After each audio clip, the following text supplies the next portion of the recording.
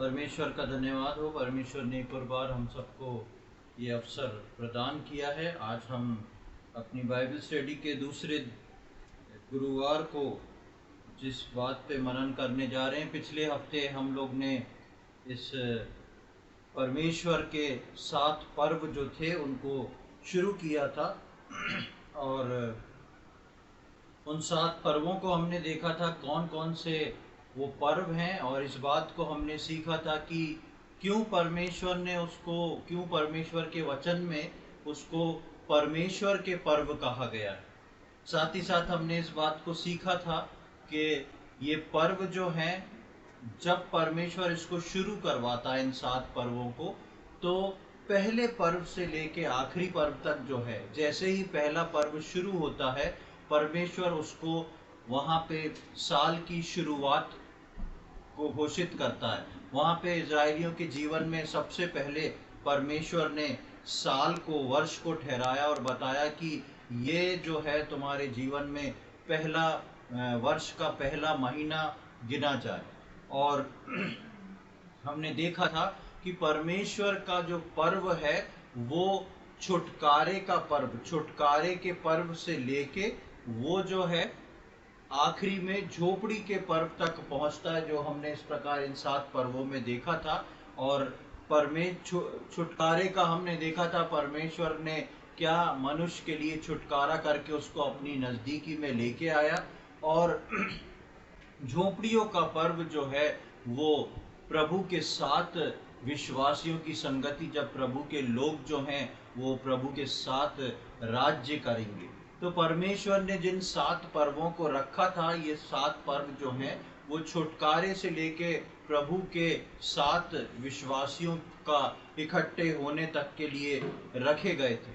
और उसके बाद हमने देखा था कि परमेश्वर ने जब ये पर्व को मनवाना शुरू करवाया इजरायलियों से, तो परमेश्वर का इकलौता पुत्र प्रभु यीशु मसीह जो है वो न केवल उसने सिर्फ ये पर्व में शामिल हुआ, लेकिन उसने अपने जीवन के द्वारा इन सारे पर्वों को जो है पूरा किया। और 2 पर्व जो हैं, इन 7 पर्वों में से 2 पर्व जो हैं वो अभी शेष रह गए जिनको यीशु मसीह ने पूरा नहीं किया। एक है 5वें नंबर का तुरही का पर्व और एक है 7वें नंबर का झोपड़ी का पर्व। तुरही का पर्व जो है वो इसलिए पूरा नहीं हुआ क्योंकि तुरही के पर्व के समय, या तुरही का पर्व तब यीशु मसीह पूरा करने जाएगा जब वो बादलों पे मुझको और आपको लेने को आएगा। रैप्चर को बताता है तुरही का पर्व। और 7वां पर्व जो है वो झोपड़ी का पर्व है, जब प्रभु आके अपने लोगों को, अपनी कलीसिया को उठा के लेके जाएगा, और जब वो स्वर्ग में प्रभु के सम्मुख रह के अपने पीछे के जीवन को देखते हुए प्रभु को धन्यवाद चढ़ाएंगे कि प्रभु किस रीति से आप हमको उसमें से, उस संसार के जीवन में से निकाल के आज यहाँ तक ले आए हैं। तो ये 2 पर्व जो हैं, 5वां और 7वां जो है, वो अभी पर्व पूरा नहीं हुआ है प्रभु यीशु मसीह के द्वारा और विश्वासियों के जीवन में भी। इन सारे पर्वों में हमने प्रभु यीशु मसीह का कैसे झलक और प्रभु यीशु मसीह ने कैसे इन पर्वों को पूरा किया था, उन सारी बातों को देखा था। आज हम पहले पर्व फसह के पर्व से स्टार्ट करेंगे और हम हर दिन जो है एक एक पर्व को लेंगे। आज हम जो है फसह के पर्व पे मनन करेंगे कि ये फसह का पर्व क्या था, इसके पीछे का जो कारण परमेश्वर का रखने का था वो क्या था, कब से परमेश्वर इसकी तैयारी कर रहा था जो उसने इस पर्व को इंट्रोड्यूस किया, और उसके साथ साथ विश्वासियों के जीवन में ये फसह का पर्व जो है क्या बहुमूल्यता को रखता है। तो आज के मनन के लिए हम लोग निकालेंगे निर्गमन उसका 12वां अध्याय, एक्सोडस चैप्टर 12, निर्गमन उसका 12वां अध्याय और उसकी पहली आयत से लेके 14वीं आयत तक हम पढ़ लेंगे। Exodus chapter 12 verse 1 to 14। फिर यहोवा ने मिस्र देश में मूसा और हारून से कहा, यह महीना तुम लोगों के लिए आरंभ का ठहरे, अर्थात वर्ष का पहला महीना यही ठहरे। इज़राइल की सारी मंडली से इस प्रकार कहो, इसी महीने के 10वें दिन को तुम अपने अपने पितरों के घरानों के अनुसार घराने पीछे एक एक मेमना ले रखो और यदि किसी के घराने में एक मेमने के खाने के लिए मनुष्य कम हो, तो वह अपने सबसे निकट रहने वाले पड़ोसी के साथ प्राणियों की गिनती के अनुसार एक मेमना ले रखे, और तुम हर एक के खाने के अनुसार मेमने का हिसाब करना। तुम्हारा मेमना निर्दोष और 1 वर्ष का नर हो, और उसे चाहे भेड़ों में से लेना चाहे बकरियों में से, और इस महीने के 14वें दिन तक उसे रख छोड़ना। और उस दिन गोधूली के समय इज़राइल की सारी मंडली के लोग उसे बलि करें।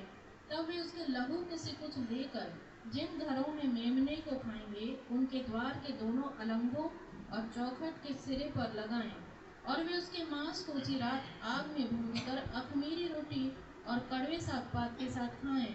उसको सिर, पैर और अतड़ियों समेत आग में भूनकर खाना, कच्चा या जल में कुछ भी पका कर न खाना, और उसमें से कुछ भी सवेरे तक न रहने देना। और यदि कुछ सवेरे तक रह भी जाए, तो उसे आग में जला देना। और उसके खाने की यह विधि है, कमर बांधे, पाँव में जूती पहने और हाथ में लाठी लिए हुए उसे फुर्ती से खाना। वह तो यहोवा का पर्व होगा, क्योंकि उस रात को मैं मिस्र देश के बीच में होकर जाऊंगा, और मिस्र देश के क्या मनुष्य क्या पशु सबके पहलौठों को मारूंगा, और मिस्र के सारे देवताओं को भी मैं दंड दूंगा। मैं यहोवा हूँ। और जिन घरों में तुम रहोगे, उन पर वह लहू तुम्हारे लिए चिन्ह ठहरेगा, अर्थात मैं उस लहू को देखकर तुमको छोड़ जाऊंगा, और जब मैं मिस्र देश के लोगों को मारूंगा, तब वह विपत्ति तुम पर ना पड़ेगी और तुम नष्ट ना होगे। और वह दिन तुमको स्मरण दिलाने वाला ठहरेगा, और तुम उसको यहोवा के लिए पर्व करके मानना। वह दिन तुम्हारी पीढ़ियों में सदा की विधि जानकर पर्व माना जाए। हाँ, यहाँ पर हम देखते हैं पर्व की विधि परमेश्वर जो है वो मूसा को बताता है कि तुम जाके सारे इजरायलियों को सिखा दो, बता दो ये पर्व कैसे होना है, ये फेस्टिवल को तुमको कैसे बनाना है। और हम देखते हैं कि सबसे पहले परमेश्वर दूसरी आयत में इस बात को बोलता है कि ये महीना तुम लोगों के लिए आरंभ का ठहरे। जितने महीने जितने साल गुजर गए हैं उन सब को छोड़ दो। जितने महीने जितने साल गुजर गए हैं उनको छोड़ दो। कौन से महीने से गिनती गिनना शुरू करो? उस पर्व के पहले दिन के से गिनती गिनना शुरू करो, वो पर्व जो परमेश्वर मनुष्य के छुटकारे से शुरू कर रहा है। जितनी पुरानी बातें हैं, जितनी पुरानी चीजें हैं, वो सब जो हैं कोई भी गिनती में गिनी नहीं जाएगी परमेश्वर के सम्मुख। एक विश्वासी के जीवन में जिस दिन उसका छुटकारा हो जाता है, एक विश्वासी के जीवन में जिस दिन वो यीशु मसीह को अपना उद्धारकर्ता के रूप में ग्रहण कर लेता है, उसके जीवन का चैप्टर परमेश्वर के लेखे में, परमेश्वर की किताब में उस दिन आरंभ हो जाता है। ये जो त्योहार है, ये जो पर्व है, ये छुटकारे का पर्व है और नए वर्ष का पर्व है, यानी कि छुटकारे के साथ नए साल की शुरुआत। मनुष्य के छुटकारे के साथ नए साल की शुरुआत। परमेश्वर बोलता है कि अब से, आज से ये महीना जो है तुम्हारे लिए पहला महीना हो जाए। कौन सा दिन था, कौन सी तारीख थी नहीं मालूम, फ्राइडे, सैटरडे, संडे क्या था, लेकिन परमेश्वर ने बोल दिया आज से इस दिन को शुरू कर दो, एक नए साल की गिनती शुरू कर दो। हमारे कैलेंडर के हिसाब से हम यदि बोले तो परमेश्वर ने बोला आज से 1 जनवरी है, आज से इस नए साल को शुरू कर दो। अब कौन सा महीने बीत गए, कौन से दिन बीत गए, उन सबको भूल जाओ। ये नया वर्ष जो है आज से शुरू होगा। और वो क्यों शुरू होगा? क्योंकि वो एक छुटकारे का वर्ष है। कौन सा छुटकारा? 2 प्रकार के छुटकारे। पहला, इजरायली जो लोग थे वो गुलामी की अवस्था में उस 430 वर्ष से मिस्र के अंदर गुलाम बन के रह रहे, उनकी गुलामी से छुटकारा। और दूसरा, मृत्यु से छुटकारा। अब यहाँ पर परमेश्वर बोलता है, जब आखिरी आयतों में हमने पढ़ा 12-13 में जब हम पढ़ रहे थे, तो परमेश्वर बोलता है उस दिन के लिए उसको मनाना है। और वहां पर बोलता है कि उस रात को परमेश्वर का दूत होके निकलेगा और वो वहां पर रहने वाले, चाहे मनुष्य हो चाहे जानवर हो, सबके पहलौठे मर जाएंगे। अगर परमेश्वर इस पर्व को नहीं बनाता और ये 10वीं विपत्ति मिस्र को मिस्रियों के ऊपर डाल देता, वो 10वीं विपत्ति मिस्रियों के ऊपर डालने वाला था, तो क्या होता आप जानते हैं?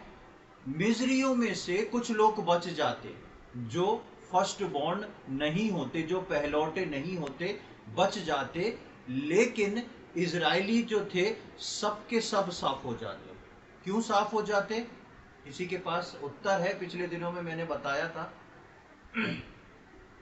इजरायली लोग इसलिए साफ हो जाते क्योंकि परमेश्वर ने इजरायलियों को अपना पहलौटा कह दिया था। पूरी जाति को परमेश्वर ने बोला था इजरायली जो है मेरे पहलौटा है।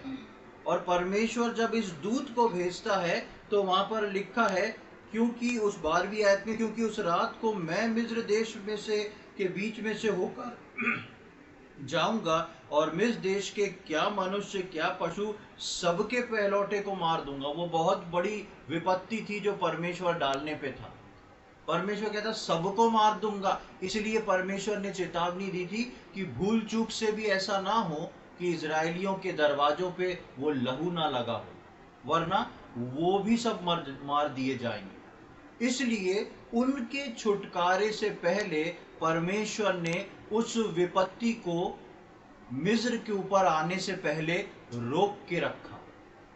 ठीक इसी प्रकार नए नियम के विश्वासियों के छुटकारे यानी कि हवा में बादलों में उठाए जाने से पहले बहुत बड़ी विपत्ति है जो परमेश्वर संसार पे डालने वाला है, और विश्वासियों के कारण वो विपत्ति को परमेश्वर संसार से रोके हुए है।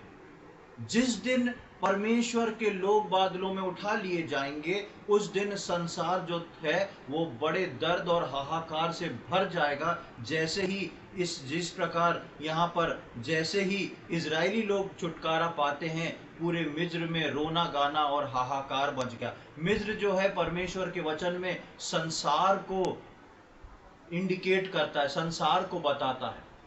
और आज वो महाक्लेश का समय जिसको हम प्रभु के वचन में देखते हैं कि प्रभु के लोगों के छुटकारे के बाद एक महाक्लेश का समय आने वाला है। मैं और आप उस महाक्लेश से छूटते ही, महाक्लेश से पहले जैसे ही हम बादलों में उठाए जाएंगे, उसके बाद वो महाक्लेश का जब समय शुरू होगा संसार के लिए, उसमें पूरे संसार में हाहाकार मच जाएगा। और मैं और आप संसार के आने वाले उस महाक्लेश से इसलिए नहीं बच रहे कि हम कुछ बेहतर हैं, हम चर्च जाते हैं, हम बाइबल पढ़ते हैं, हम प्रार्थना करते हैं, लेकिन मैं और आप इसलिए बच निकलेंगे, इसलिए छूटेंगे क्योंकि वो लहू की छाप जो है मेरे और आपके ऊपर होगी। हम यहाँ पर देखते हैं उसी लहू की छाप, उसी लहू, उसी मेमने के बारे में परमेश्वर ने आदि से, शुरुआत से उस चीज की तैयारी करी, और उसको जो कि वो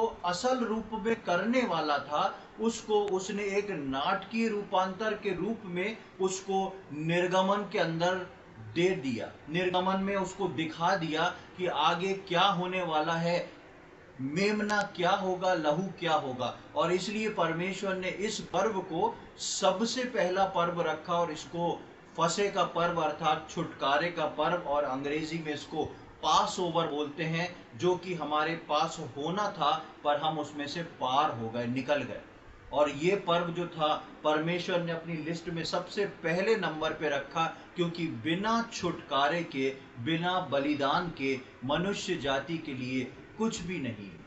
आगे की ओर हम बढ़ते हैं। दूसरी आयत में जैसे हमने पढ़ा कि परमेश्वर बोलता है कि ये महीना तुम्हारे लिए पहला महीना ठहरे, इसलिए इजराइल की, तीसरी आयत, इजराइल की सारी मंडली से इस प्रकार कहो, इसी महीने के 10वें दिन को तुम अपने पितरों के घरानों के अनुसार घराने पीछे एक मेमना ले रखो। अब परमेश्वर ने बोला आज से एक महीना, नया महीना स्टार्ट हो जाए, स्टार्ट कर दो, यानी कि आज 1 तारीख हो गई।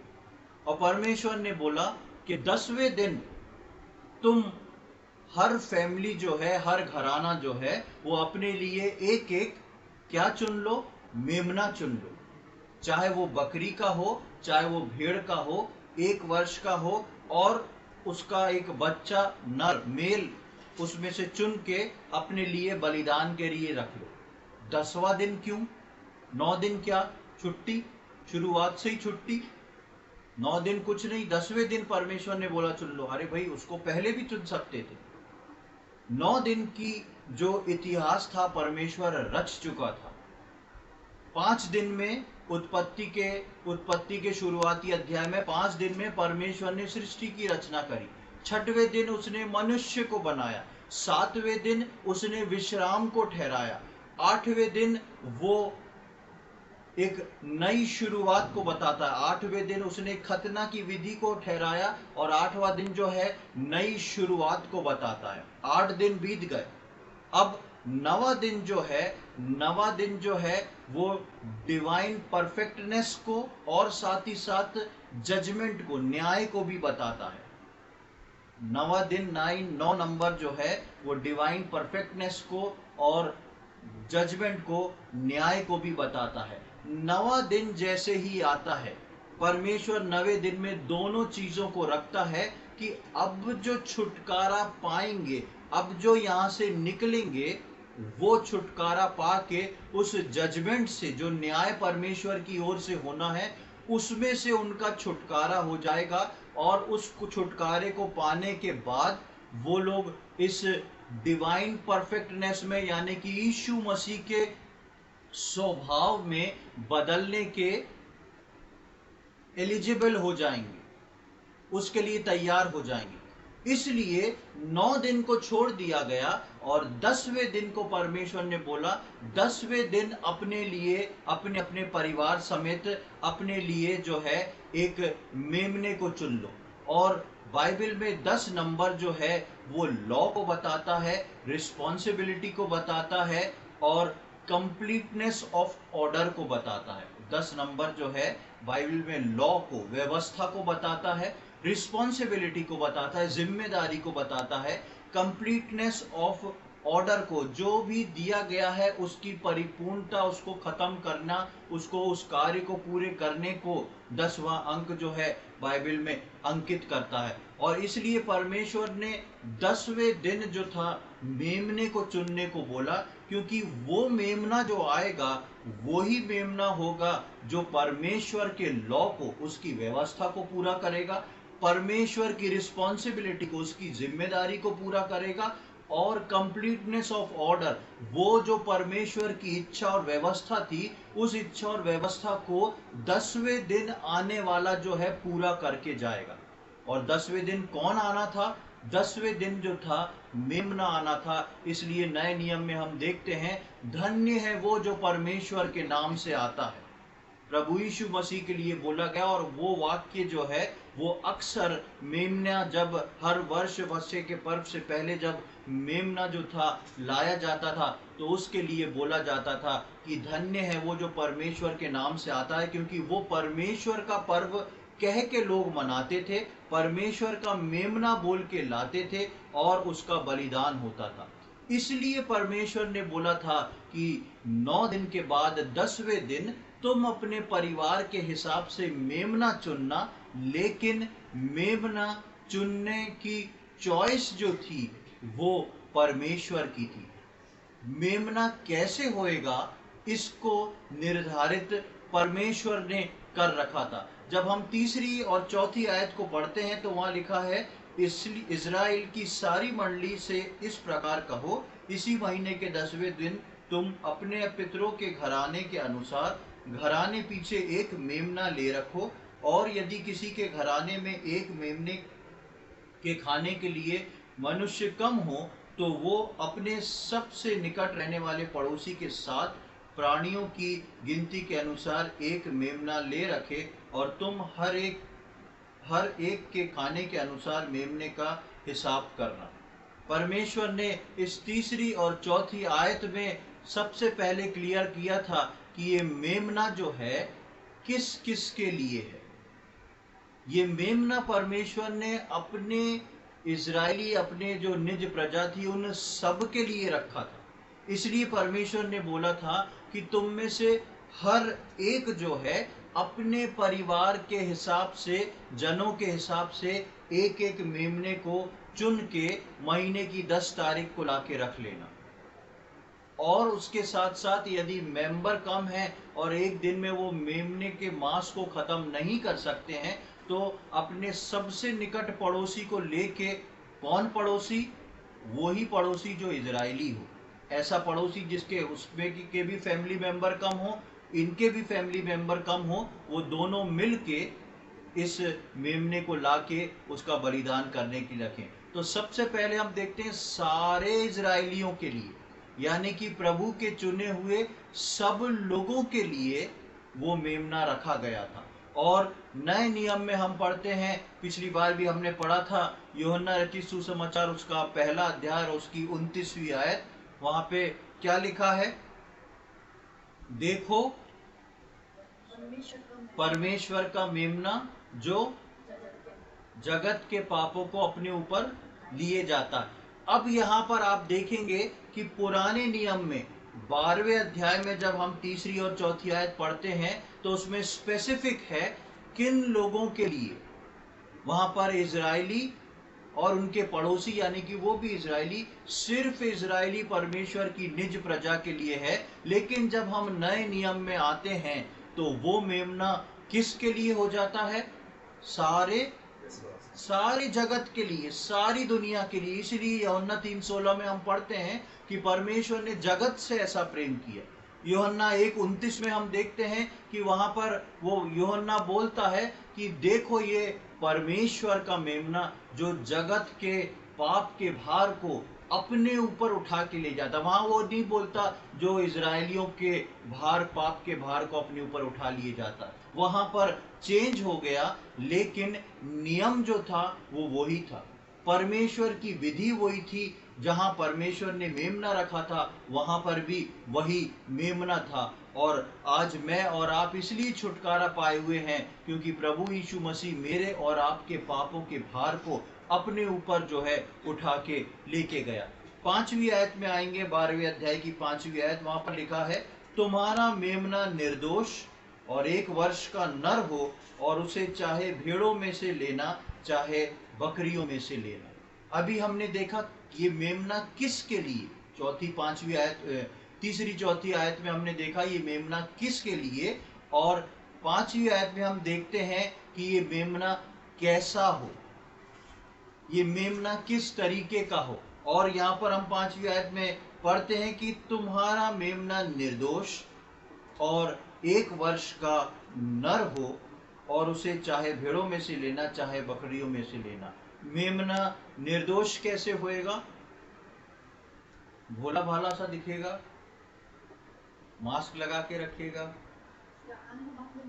हाँ, उसके शरीर में कोई भी खोट नहीं होना चाहिए, उसका कोई भी शरीर जो है कहीं से कटा छिला स्क्रैच्ड नहीं होना चाहिए, कान में कहीं से छेद नहीं होना चाहिए, कटा नहीं होना चाहिए, लंगड़ा के चलने वाला नहीं होना चाहिए, उसके अंदर कोई दोष नहीं पाया जाना चाहिए, वो निर्दोष होना चाहिए, एकदम स्वस्थ और एकदम सही और एकदम अच्छा होना चाहिए। ऐसा 1 वर्ष के मेमने को चुनने के लिए बोला था। जब प्रभु यीशु मसीह आया, जब हम मनुष्य जाति में देखेंगे तो ये निर्दोषता जो है वो मनुष्य जाति के ऊपर जब गिनी जाती है तो वो उसके शारीरिक चीजों को देख के नहीं गिनी जाती, उसके आत्मिक चीज को देख के गिनी जाती। यानी कि मनुष्य में अगर हम बोले निर्दोष, तो यानी कि वो व्यक्ति जो पाप रहित हो, वो व्यक्ति जिसने कभी पाप ना किया हो, वो होता है मनुष्य में निर्दोष।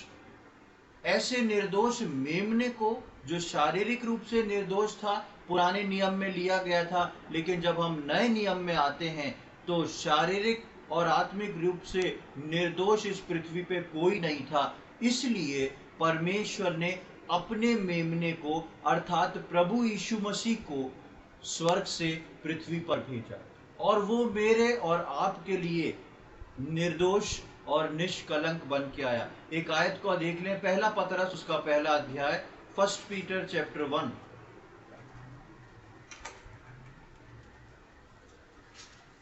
पहला पतरस पहला अध्याय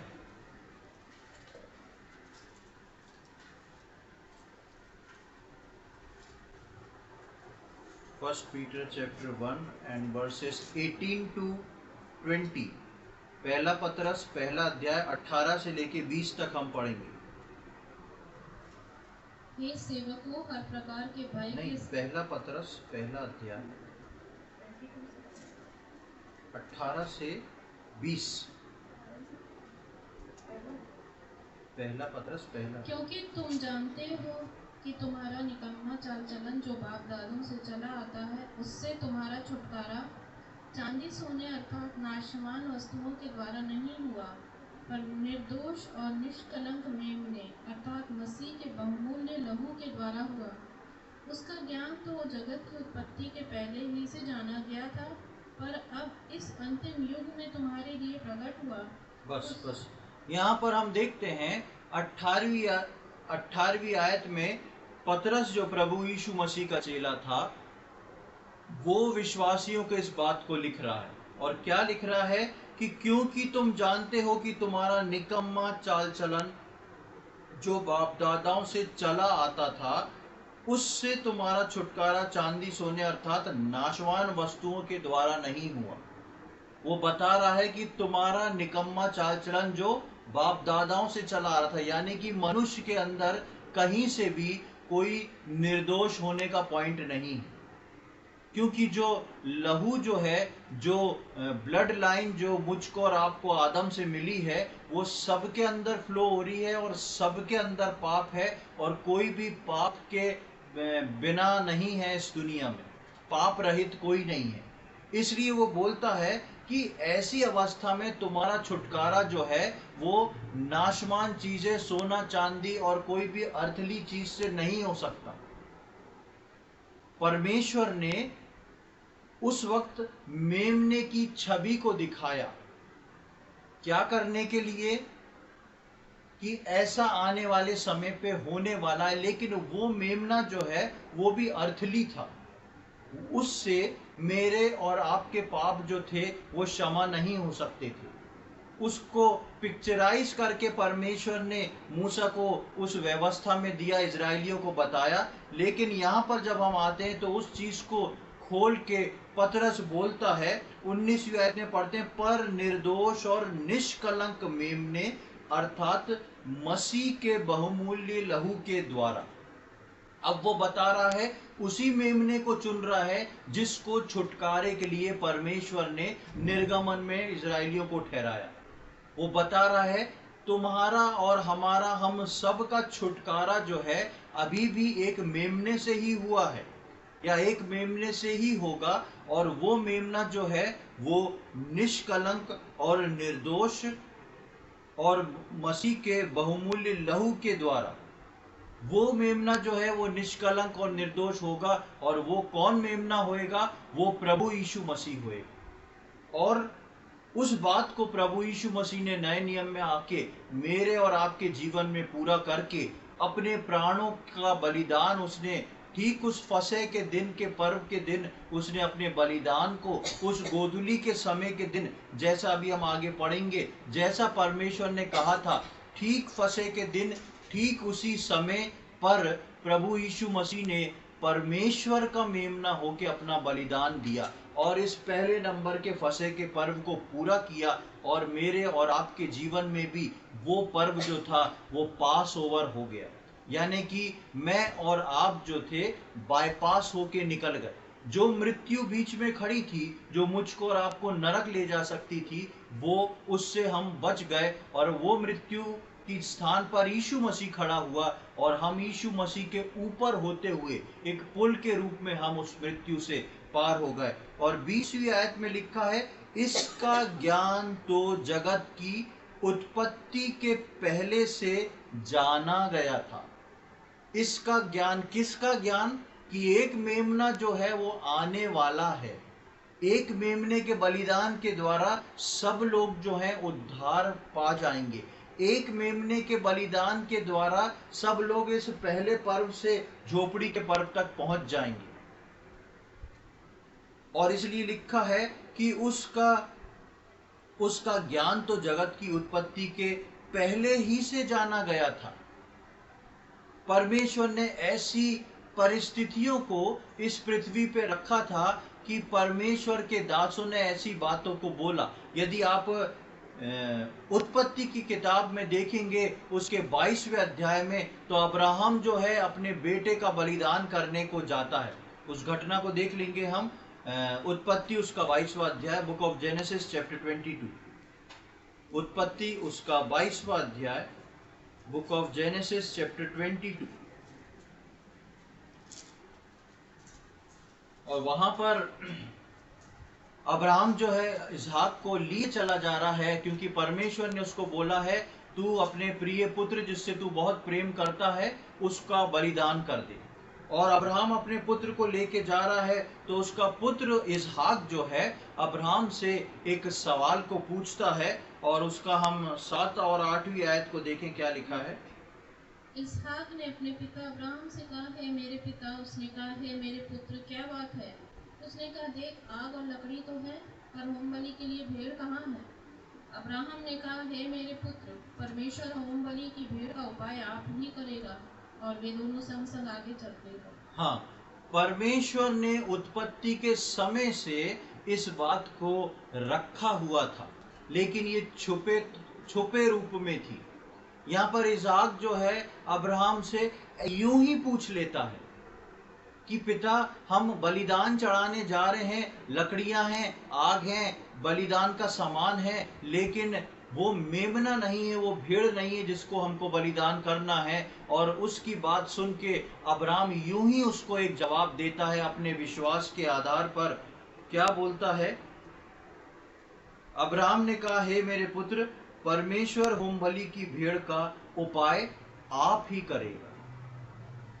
और परमेश्वर ने उस होम बलि की भेड़ का उपाय पहले इस रीति से करा कि मनुष्य जाति सीख जाए, और उसने फसह का पर्व घोषित करके, साल का पहला महीना घोषित करके उसने इजरायलियों को एक एक मेमना चुनने के लिए बोल दिया। लेकिन जब समय आया, कौन सा समय? जो हमने पहला पतरस में 18 उसकी 20वीं आयत में पढ़ा कि वो ज्ञान तो पहले से था, लेकिन अंत के समय में उसने प्रकट किया।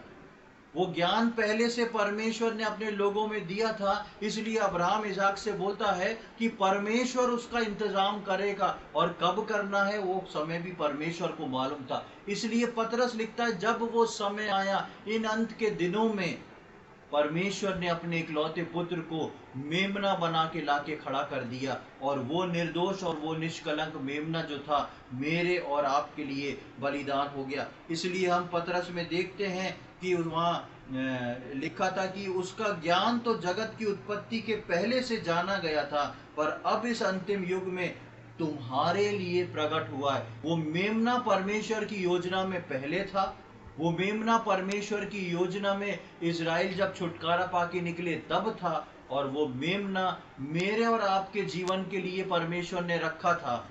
और जब वो समय आया तब परमेश्वर ने उस मेमने को प्रकट कर दिया। कौन सा मेमना? जो जगत के भार को अपने ऊपर उठा के लिए जाता है।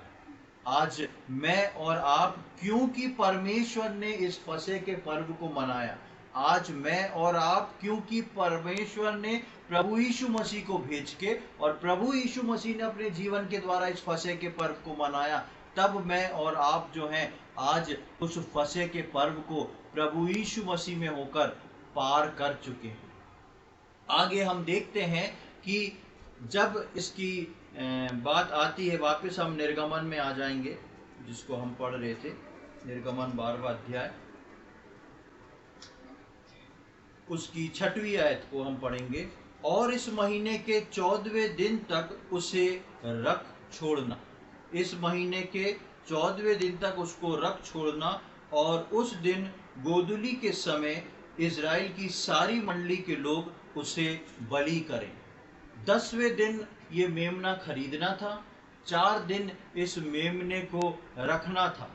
ये 4 दिन जो था मेमने की परख होना थी, खरीद के ला रहे थे, और ये 4 दिन जो है देखते हैं इस मेमने को कि ऐसा तो नहीं उस वक्त सही था, अब घर आके ये लंगड़ा के चल रहा है, ऐसा तो नहीं उस वक्त दोष रहित था, अब इसके अंदर दोष है। 4 दिन तक मेमने के बारे में परिवार समझ जाता था, और मेमना जो था परिवार को समझ जाता था। रोज उनको देख के 4 दिन मेमने को रखना है, मतलब उसको खाना पानी भी देना पड़ेगा। एक रिलेशनशिप बिल्टअप हो जाती थी उस परिवार की 4 दिन में इस मेमने के साथ। और उसके बाद जो परिवार को भाने लगता था, जो परिवार को पसंद आ जाता था, परिवार को उसको लेके बलिदान करना पड़ता था। क्यों? क्योंकि वो नहीं मरेगा तो कौन मरेगा? परिवार मर जाएगा। 4 दिन तक उस मेमने की परख होती थी, 4 दिन तक उसके साथ एक अफेक्शन हो जाता था, और 4 दिन बाद उन्हीं लोग को उसको लेके मारना पड़ता था, क्योंकि यदि मेमना नहीं तो परिवार का एक भी जन नहीं। प्रभु यीशु मसीह से मेरे और आपका संबंध जितना मजबूत होता जाता है, एक तरफ हम उसके प्रेम को देखते हैं, परमेश्वर ने जगत से ऐसा प्रेम किया, एक अनकंडीशनल लव, और दूसरी ओर देखते हैं जिसने हमसे इतना प्रेम किया उसी ने हमारे लिए उस कलवरी क्रूस पर बलिदान दे दिया, ताकि हम जो हैं वो मारे ना जाएं। अब हम देखते हैं कि 14 दिन जो है, बाइबल में 14 नंबर जो है वो double measure of spiritual perfection को बताता है। 7 और 7 मिलके 14 होते हैं। 7 नंबर जो है प्रभु यीशु मसीह को बताता है, और 14 नंबर जो है वो double measure of spiritual perfection को बताता है, यानी कि आत्मिक परिपूर्णता का दुगना भाग, आत्मिक परिपक्वता का दुगना भाग। उस दुगने भाग में परमेश्वर मुझको और आपको तैयार करना चाहता है। अब हम देखते हैं कि ये 7 और 7 मिलके 14 होता है, जो कि प्रभु यीशु मसीह को बताता है। और यदि आप मत्ती रचित सुसमाचार का पहला अध्याय पढ़ेंगे, जहां पर वंशावली है, आप घर जाके उसको पढ़ सकते हैं, तो प्रभु यीशु मसीह की वंशावली में आप 14 14 14 के 3 सेट्स को देखेंगे। वहां पर 3 सेट दिए गए हैं, जो उसकी वंशावली के 14 नाम, फिर 14 नाम, फिर 14 नाम।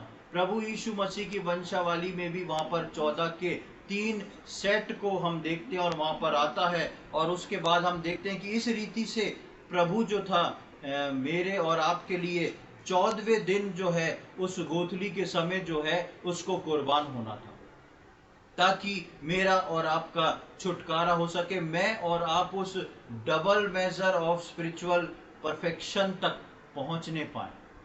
अब हम देखते हैं कि 6वीं आयत में जिस प्रकार हमने देखा कि महीने के 14वें दिन को उसे रख छोड़ना, और उसी दिन गोधूली के समय इजराइल की सारी मंडली के लोग उसे बलि करें।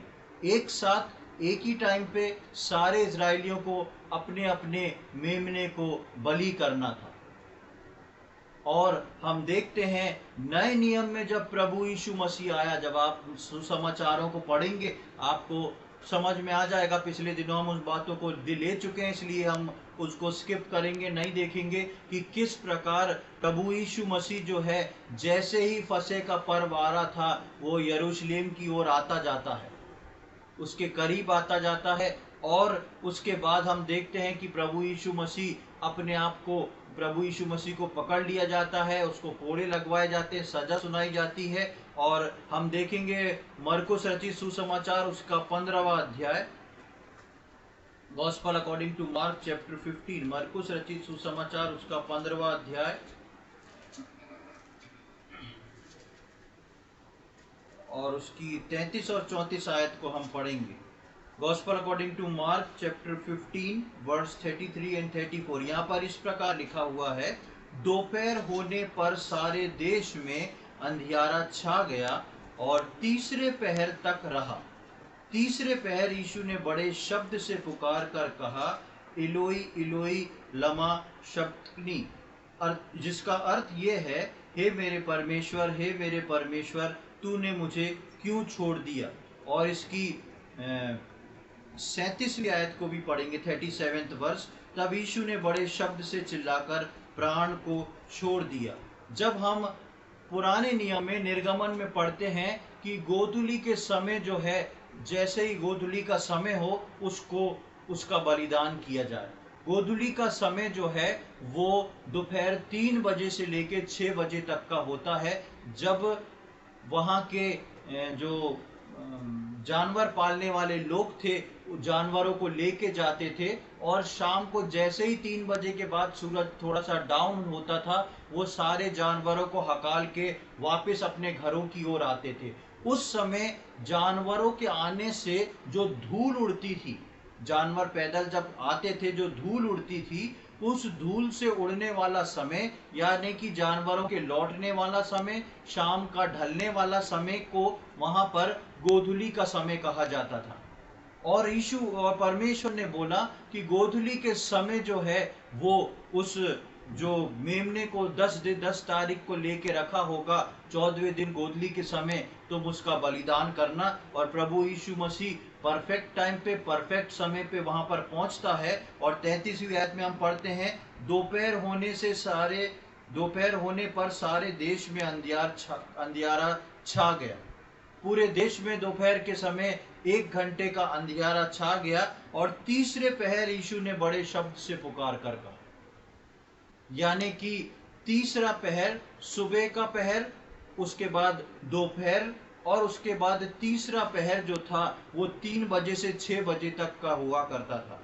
ये तीसरा पहर जो 3 बजे से 6 बजे तक हुआ करता था, जैसे ही तीसरा पहर लगा, प्रभु यीशु मसीह ने अपने पिता को पुकारा, हे मेरे परमेश्वर, तूने मुझे क्यों छोड़ दिया। और 37वीं आयत में हम पढ़ते हैं कि वो अपने आत्मा को परमेश्वर के हाथ में सौंप देता है और अपने प्राणों को छोड़ देता है। प्रभु यीशु मसीह रात भर का जगा हुआ था। प्रभु यीशु मसीह रात भर से ताड़ना को सह रहा था।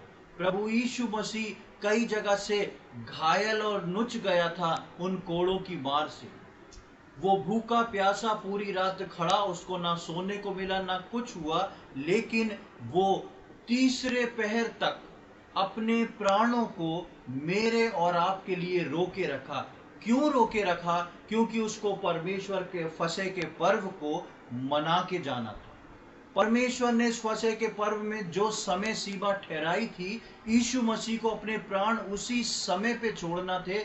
चाहे यीशु मसीह ने कहा, मैं कुछ भी क्यों ना सहूं, चाहे मेरे मुंह से शब्द निकलना बंद हो जाए, चाहे मेरा खून और पानी जो है बूंद बूंद करके बह निकले, कुछ मेरे शरीर में जान नहीं रह जाए, लेकिन मैं अपने प्राणों को परमेश्वर के हाथ में नहीं सौंपूंगा। क्यों?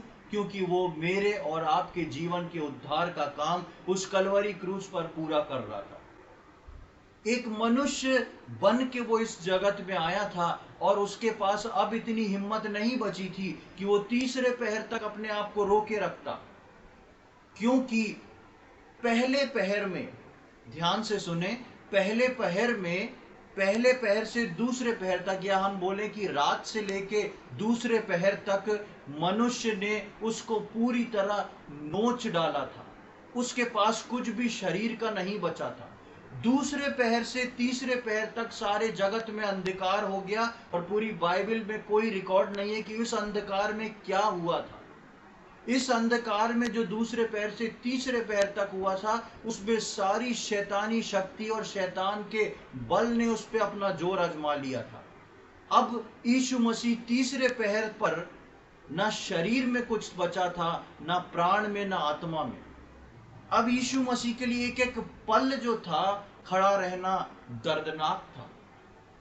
आप सोच के देखें, हम सोचेंगे तो हमारी आत्मा सहर उठेगी। कैसे? प्रभु यीशु मसीह उस तीसरे पहर तक रोके रखा अपने आप को। यीशु मसीह ने बोला था, प्राण देने का और प्राण लेने का अधिकार किसको है?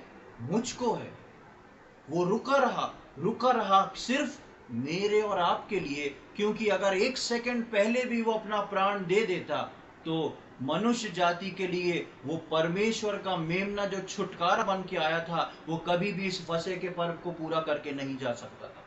और उसने उस फसह के पर्व को पूरा करने के लिए यीशु मसीह कलवरी क्रूस पर लटका रहा, सब कुछ सहता रहा, सिर्फ मेरे और आपके लिए, ताकि मैं और आप उस झोपड़ी के पर्व तक एक दिन जरूर पहुंच जाए। मैं और आप उस तुरही के पर्व के दिन ऊपर उठा लिए जा सकें। इसलिए वो तीसरे पहर तक अपने प्राण को रोका रहा, और गोधूली के समय उसने अपने आप प्राण को बोल के कि सब कुछ पूरा हुआ, तब उसने परमेश्वर के हाथ में अपने प्राण को सौंप दिया। कितनी अद्भुत बात है प्रियो। परमेश्वर का मेमना यीशु मसीह यूं ही नहीं बन गया। परमेश्वर का मेमना वो इसलिए बना क्योंकि उसने मेरे और आपकी उस जगह को संभाल लिया, मेरे और आपके उस पाप के स्वभाव की सजा को अपने ऊपर ले लिया, और इस पृथ्वी पे पैदा होने वाले हर एक आखिरी व्यक्ति तक के पाप के भार को वो कलवरी क्रूस पर उठा लिया।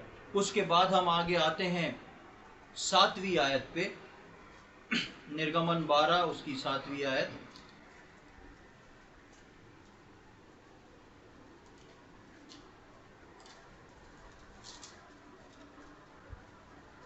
वहां पर हम देखते हैं 7वीं आयत में लिखा है, तब वे उसके लहू में से कुछ लेकर जिन घरों में मेमने को खाएंगे उसके द्वारों के दोनों अलांगनों और चौखटों के सिरे पर लगाएं। पहले कुर्बानी है, पहले बलिदान है, उसके बाद लहू जो है लगता है। परमेश्वर ने यह आज्ञा दी थी कि पहले जो है उसका बलिदान हो, बलिदान करेंगे तभी तो लहू निकलेगा।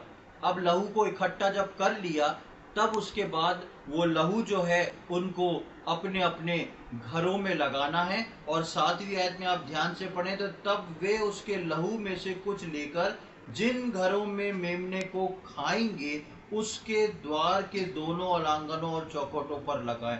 बहुत ही इंपॉर्टेंट वर्स है ये।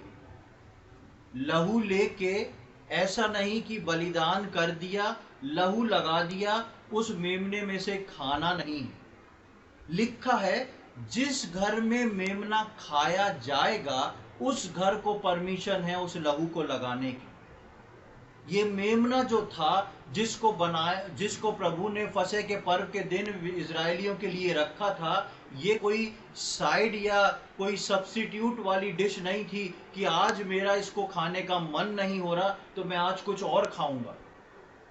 वो सबके लिए सब कुछ वर्जित था, सिर्फ मेमने को खाना था। जिस घर में मेमना खाया जाएगा उसी घर के बाहर चौखट पे लहू लगाया जाएगा। प्रभु यीशु मसीह को उद्धारकर्ता के रूप में ग्रहण करने के बाद वही लहू को, लहू की सीमा में या वही लहू में कायम रहते हैं जो हर संडे को जाके आराधना करके प्रभु भोज में से भाग लेते हैं। प्रभु भोज में से भाग लेना जो है विश्वासी के लिए बहुत ही बहुमूल्य, बहुत ही अहम और बहुत ही खास है। यदि मेमना नहीं तो लहू भी नहीं। जिस घर में मेमना खाया जाएगा उसी घर के बाहर लहू लगाया जाएगा। और लहू किस लिए है? लहू आपकी लाइफ के प्रोटेक्शन के लिए, लहू आपकी ऊपर उस छाप के लिए कि ये व्यक्ति जो है, ये परिवार जो है, ये यीशु मसीह का है। इसके लिए यीशु मसीह ने उस तीसरे पहर तक अपने प्राण को रोके रखा और अब इस पे शैतान का कोई भी अधिकार नहीं। इसलिए वहां पर लिखा है कि जिस घरों में मेमना खाया जाए उन घरों के बाहर लहू को लगाया जाए। विश्वासियों के लिए बहुत जरूरी है कि हम प्रभु भोज पे विशेष ध्यान रखें। हम हो सकता है कई बार बीमारी के कारण, कई बार यात्रा होने के कारण, कई बार हम नहीं ले पाते हैं, लेकिन जब भी हो रहते हैं हम पूरी कोशिश करें कि हम प्रभु भोज में से भाग ले सकें। उसके बाद हम देखते हैं 22 और उसके बाद उस लहू को लगाने के लिए लिखा है कि उसके दरवाजों पे और आंगनों पे, उसको पिछले दिनों में बता चुका हूं इसलिए उस पे हम मनन नहीं करेंगे। उस लहू को दरवाजों पे लगाना था ताकि मृत्यु का दूत जो हमने सबसे पहले पढ़ा जब वो आए तो उन लहू को देख के जो है वो आगे चला जाए, पास ओवर कर दे। वो है एक्चुअल में पास ओवर का सही मतलब। लेकिन उसके साथ एक शर्त भी तय थी। क्या शर्त थी? 12वें अध्याय की आप 22 और 23 आयत को यदि हम पढ़ते हैं तो वहां पर लिखा है 22 एंड 23, वहां पर लिखा है 22 और 12वें अध्याय की 22 और 23 में, और उसका लहू जो तसले में होगा उससे जूफे का एक गुच्छा डुबोकर उसी तसले में के लहू के द्वार के चौखट के सिरे और दोनों अलांगों पर कुछ लगाना, और भोर तक तुम में से कोई बाहर ना निकले, क्योंकि यहोवा देश के बीच होकर मिस्रियों को मारता जाएगा। इसलिए जहां जहां वो चौखट के सिरे और दोनों अलांगन और उस पर लहू को देखेगा, वहां वहां वहां वो उस द्वार को छोड़ जाएगा और नाश करने वाले को तुम्हारे घरों में मारने के लिए ना जाने देगा। दो चीजें हैं, मेमना अंदर बलिदान हो चुका है, लेकिन अगर लहू नहीं लगा, या लहू भी लग चुका है, मेमना भी बलिदान हो चुका है, लेकिन वो परिवार दरवाजा खोल के बाहर निकल जाएगा, तो गारंटी खत्म। इसलिए वहां 22वें में लिखा है कि भोर तक तुम में से कोई बाहर ना निकले, जब तक परमेश्वर की आज्ञा ना हो तब तक, या भोर तक कोई तुम में से बाहर ना निकले, क्योंकि यदि तुम बाहर निकल गए तो फिर तुम उसमें नहीं गिने जाओगे। इसी प्रकार परमेश्वर का वचन बताता है कि लहू, चौखट पे लहू जो है वो विश्वासियों की एक सीमा है। परमेश्वर ने विश्वासियों के लिए एक सीमा निर्धारित कर रखी है, चाहे वो खाने पीने की हो, चाहे वो व्यवहार की हो, चाहे वो रिश्ते निभाने की हो, चाहे वो ड्यूटी ऑफिस जाने की हो, सारी चीजें एक सीमा के अंदर परमेश्वर ने रखी हैं, और वो है लहू की सीमा। यदि विश्वासी, चाहे वो प्रभु भोज में से भाग ले रहा हो, मेमने के मांस में से खा रहा हो, चाहे उसके ऊपर प्रभु यीशु मसीह की छाप लगी हो, चौखट और आंगनों पे लहू लगा हो, लेकिन यदि वो उस दौरान बाहर निकल जाएगा, यानी कि लहू की सीमा से बाहर जाएगा, तो उसके लिए कुछ भी फिर शेष नहीं रह जाएगा, उसके लिए गारंटी जो है वो खत्म हो जाती है।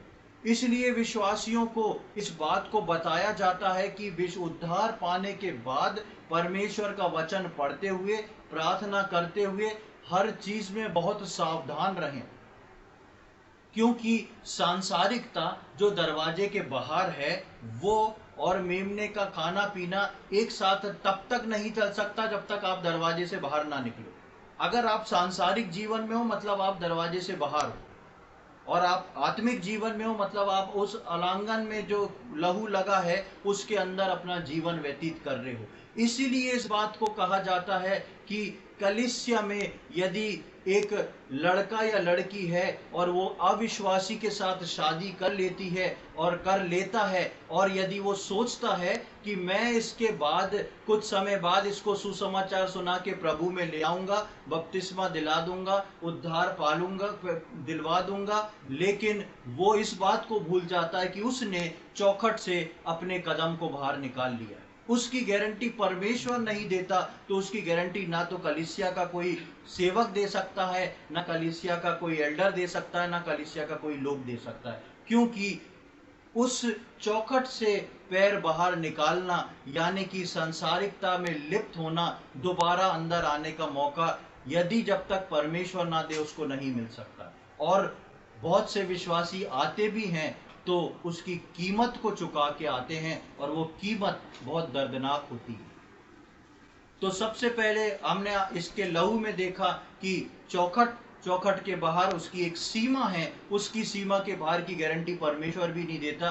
बाहर निकलोगे तो मृत्यु तुम्हारा इंतजार कर रही है। दूसरी बात रहते हैं सीमा में रहकर मेमने के साथ भागीदारी। जब हम देखते हैं कि उस सीमा के अंदर रह के करना क्या है, मेमने के साथ, उसके मांस के साथ भागीदारी, यानी कि प्रभु भोज विश्वासियों के साथ मिलके उसको लेना। और 13वीं आयत में जब हम देखते हैं 12वें अध्याय की 13वीं आयत, तो वहां पर देखते हैं क्या लिखा है, और जिन घरों में तुम रहोगे उन पर वो लहू तुम्हारे लिए चिन्ह ठहरेगा, अर्थात मैं उस लहू को देखकर तुमको छोड़ जाऊंगा। उस लहू को देखकर तुमको छोड़ जाऊंगा। उस घर को देखकर नहीं, उस घर में कितने लोग हैं, क्या हो रहा है, उनको देख के नहीं, बाहर रहे लगे हुए लहू को देख के परमेश्वर बोलता है मैं उनको छोड़ के चला जाऊंगा, यानी कि उनके ऊपर दंड की आज्ञा नहीं आएगी। आज प्रभु यीशु मसीह के द्वारा मैं और आप जो हैं उस लहू के कारण छोड़ दिए गए लोग हैं, वरना मैं और आप जो थे वो इस दुनिया में पाप में लिप्त होके नाश होने के लिए रखे गए लोग थे, लेकिन मैं और आप जो हैं पूरी तरह इसमें से निकल चुके हैं। जल्दी से मैं 2-3 आयत को देख के खत्म करूंगा, हमारा समय आज समाप्त हो गया है। वर्ष 8 में जब 8वीं आयत में हम देखते हैं तो वहां पर मिलता है, और वे उसके मांस की उसी रात में आग में भूंजकर अखमीरी रोटी और साग पात के साथ खाएं। एक ही रात में उस मांस को खाना था, खत्म करना था, और वहां पर अखमीरी रोटी, उसका मेमने का मांस, और लिखा है उसको आग में भून के खाना। यीशु मसीह मेरे और आपके लिए अखमीरी रोटी बना। पिछले हफ्ते हमने देखा यीशु मसीह मेरे और आपके लिए अखमीरी रोटी, अखमीरी यानी पाप रहित, निर्दोष, वो हमारे लिए अखमीरी रोटी बना। मेमना जो था वध होने वाला, वो यीशु मसीह बना। और हम देखते हैं कड़वे साग पात के साथ खाना। कड़वा साग पात किस बात को बताता है? कड़वा साग पात मेरे और आपके पास्ट के उस पाप के जीवन को बताता है। उसमें कड़वाहट और सड़ाहट थी, उसको स्मरण, जब हम इनको मेमना जो था वो खाना था, अखमीरी रोटी खाना थी, और साथ में उस कड़वे साग पात को खाना था। जब वो मेमना और रोटी खाते तो स्वाद अच्छा लगता, जब वो एक कड़वे साग पात का बाइट लेते तो उनका मुंह कड़वा हो जाता। और वो इस बात को बताने को था कि जब जब तुम प्रभु बोझ लोगे, आगे नए नियम के विश्वासी जब जब प्रभु बोझ लेंगे, अपने पिछले जीवन की सड़ाहट और करवाट को स्मरण करके परमेश्वर को धन्यवाद देंगे, और फिर वो मेमने में से और उस खमीरी रोटी के स्वाद में जो अनंत काल का स्वाद को जगाता है, उसको पाके धन्यवाद देंगे। अपनी दशा को देखते हुए अपने मन में खुद ज्ञानी नहीं होंगे, लेकिन परमेश्वर के सम्मुख नम्र और दीन होंगे कि हम क्या थे।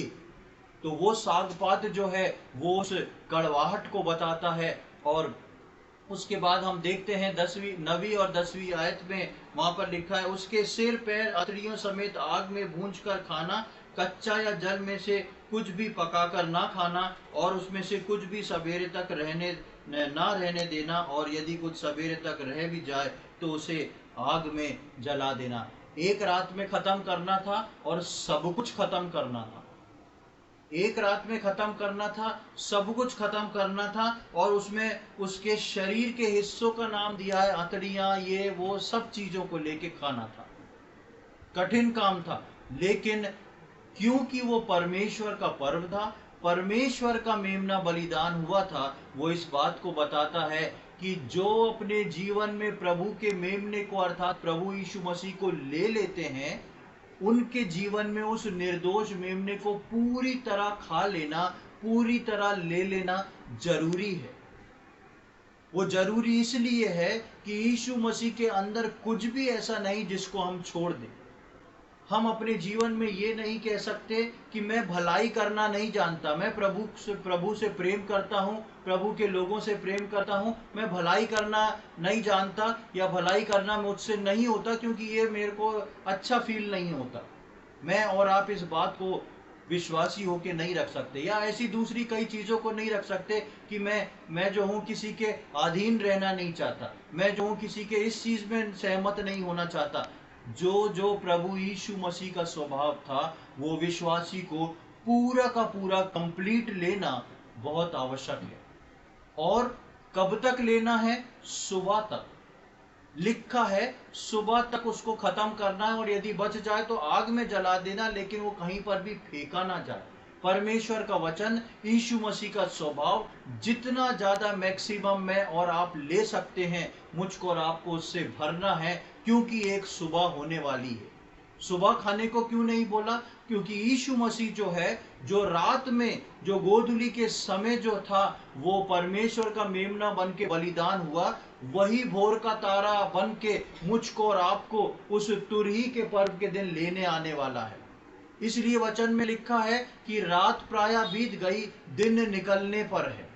रात जो है वो बीत चुकी है, दिन निकलने पे है। और मैं और आप इस बात का ध्यान रखें कि उस दिन के समय, उस सुबह के समय मैं और आप जो हैं तैयार पाए जाएं। केवल इस रात, इस पृथ्वी का समय जो है वो मेरे और आपके जीवन में रह गया है। 11वीं आयत में हम पढ़ते हैं, और उसके खाने की ये विधि है, कमर बांधे, पाँव में जूती पहने और हाथ में लाठी लिए हुए फुर्ती से खाना, वो तो यहोवा का पर्व होगा। उसके बारे में बताया गया है कमर बांधे, बेल्ट जो है वो हमेशा रेडी रहने के लिए बताता है। कमर हम टाइट बांध लेते हैं, मतलब कहीं जाना है, उठना है, करना है, यानी कि हम उसको खाना पीना सब कुछ, ये सारी विधियां जो ठहराई हैं ये सब होए, लेकिन तैयारी के साथ, हमेशा की तैयारी के साथ। जूतों को पहन के रखना है। जनरली हम खाना जो है रिलैक्स होके खाते हैं, लेकिन यहाँ कमर को बांध के रखना है, जूतों को पहन के रखना है। क्यों?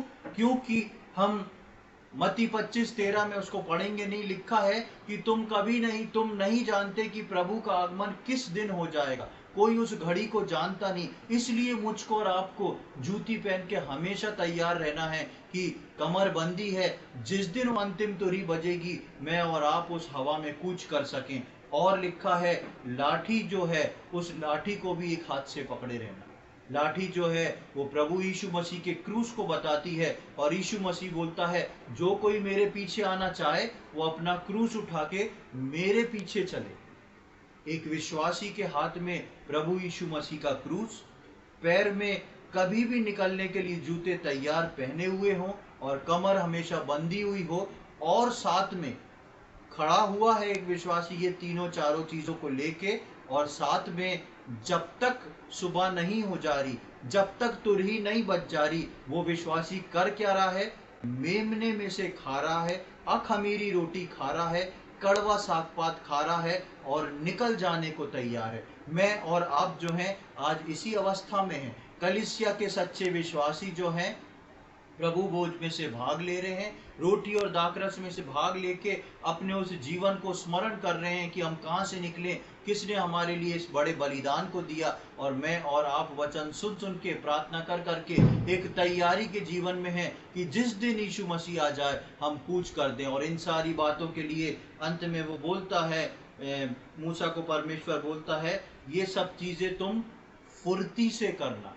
यहाँ पे फुर्ती यानी कि जल्दी करना, लेकिन इब्रू भाषा में यहाँ पर जो वर्ड यूज किया गया फुर्ती के लिए, उस वर्ड को तो बोलना कठिन है, लेकिन उस वर्ड का अर्थ होता है प्रेस करना, यानी कि प्रेशराइज किया गया, हमको दबाया जा रहा है, हमको प्रेशराइज किया जा रहा है कि ये सारा काम जो तुम करोगे वो एक जिम्मेदारी के साथ, एक प्रेशर के साथ। प्रेशर वर्ड या प्रेस करना वर्ड भी उसका सही मतलब नहीं है, उससे जोड़ करके मतलब निकाल के यहाँ पर लिखा हुआ है कि फुर्ती से करना, लेकिन एक प्रेशर में करना, एक दबाव में करना, एक तैयारी के साथ करना। लिखा है ये सब कुछ करना क्योंकि वो तो यहोवा का पर्व होगा।